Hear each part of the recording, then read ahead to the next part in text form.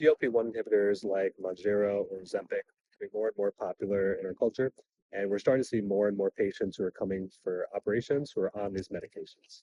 One of the ways that these medications works is that it slows down the process of where food goes from your stomach into your small intestines. And so patients who are coming into surgeries were found to have full stomachs of food prior to their operation by adhering to the normal fasting guidelines. What we've determined over this past year is that we've adapted these fasting guidelines for patients who are on these medications to now have these patients just take in clear liquids. So that's anything that you can sort of see through. Or another example is like coffee without cream, and just having clear liquids for 24 hours prior to their surgery. The problem with having a full stomach when you come in for surgery is that as we put patients to sleep, there's a risk of aspiration where they could vomit some of that fluid, and that fluid or food contents could then get into their lungs.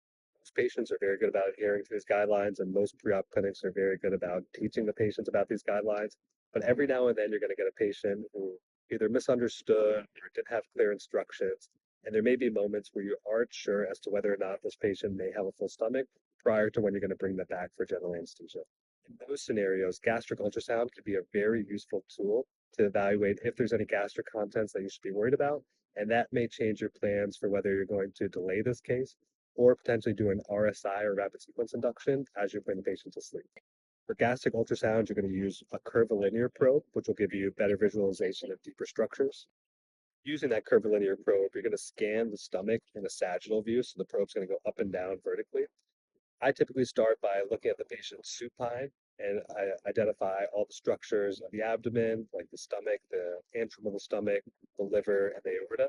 And then I have the patient turn onto their right side, which then allows some of that gastric contents to start to fill up the antrum.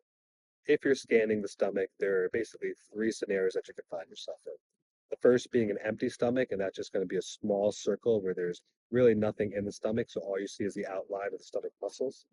The second being the stomach is full of clear liquid, so it's sort of a open circle with hypoechoic or black area in the middle.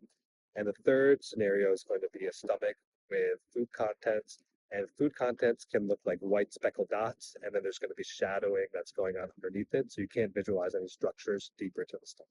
The first and the last scenario are probably the easiest to figure out what you're going to do next. If the stomach is empty, then you could proceed without any issue and do your normal induction. If there's food in the stomach, then probably the best idea is to delay that case, or if it's emergent, you're going to do an RSI or rapid sequence induction. But if there's clear liquid in the stomach and you can't tell if it's a lot or a little, what you can do is you can trace the outline of the stomach and get what's called a cross-sectional area, which the ultrasound machine should be able to tell you what that measurement is.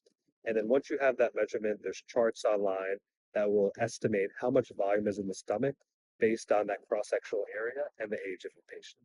If that volume of fluid is greater than 1.5 mLs per kilo for your patient, then that's technically considered a full stomach, and you should either delay the case or proceed with a rapid sequence induction. Before I do gastric ultrasound, I'll typically ask the patient if they're hungry or not. And if I have patients who tell me they're extremely hungry or they're starving, then I know that they're probably going to have an empty stomach, and I might just skip the gastric ultrasound and proceed without any caution.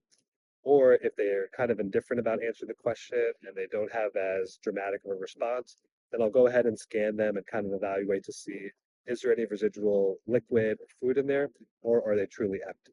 Gastric ultrasound has been a really valuable tool, and I think we're still learning how to use it, but it's becoming something that's an expectation during anesthesia residency training, something that's going to come up on your exams, like your oral board exams and your hands-on stations, your OSCE stations.